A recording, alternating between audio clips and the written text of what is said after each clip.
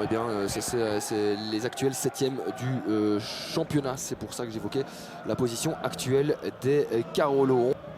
Avec Eris plein axe, ballon délicat, mais ça passe finalement pour nous. Il y a de l'espace, hein, nous, attention à ne pas le laisser frapper. Finalement, les taux se referment. Le 1-2 entre Préviac et nous. Excellent début de match, première intervention. Avec Peters, ça combine pas trop mal, hein, franchement.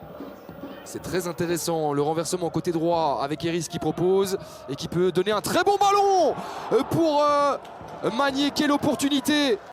Un petit peu d'élévation ce ballon-là.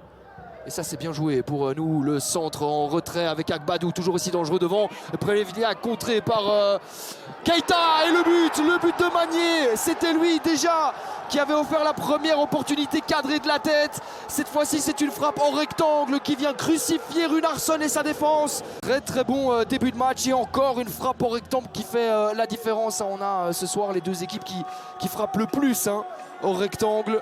Et celle-ci, elle a fait mal. Et ça permet à Schrevers et Denor de remettre ça au sol. Sibes Schrevers, côté gauche pour Xavier Mercier. Quelle bonne passe de la part de Xavier Mercier. Ça va lui faire plaisir, évidemment.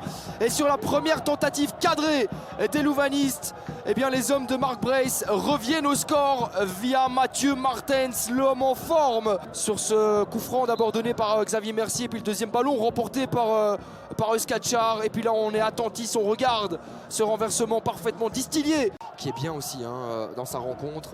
Il a eu raison, Michael Valkanis, de le titulariser. Peters pour Préviac, la frappe, la réponse du Bosnien et l'intervention intéressante. Et surtout, Mathieu Martens sorti durant la première mi-temps pour Alexis Dessart. Bon ballon là de Kaba avec l'intervention finalement sans trop de...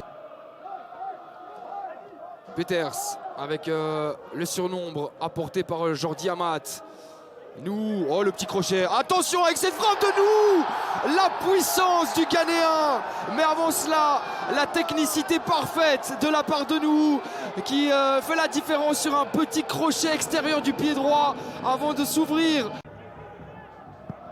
De se repositionner, le renversement cette fois-ci de Skachar, côté droit, le contrôle délicat de Teddy Allo qui offre une balle de but à Kaba, ça revient chez De Wast qui doit assurer, oh le sauvetage à même la ligne pratiquement de la part de Nouroudine, capable du meilleur comme du pire.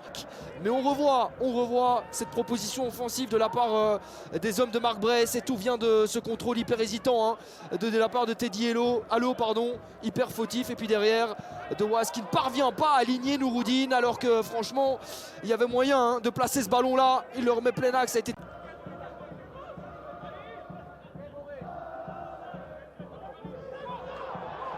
Ah, la récupération intéressante, attention, il y a un 3 contre 1 face à De Wast. Il faut terminer cette occasion, Préviac, ça termine au fond des filets de Runarsson. Enfin, Eupen parvient à breaker son adversaire à la 71e minute de jeu de Dehomme.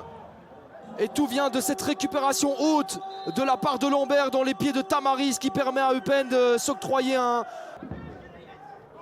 Et Jens Scholes qui est impeccable dans sa couverture défensive.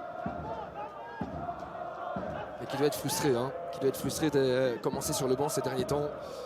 Depuis l'arrivée de Diego, on en a parlé. C'est terminé, Eupen s'impose donc à domicile et s'impose après avoir enchaîné 11 rencontres de rang sans succès en championnat puisque son dernier succès en Pro League remontait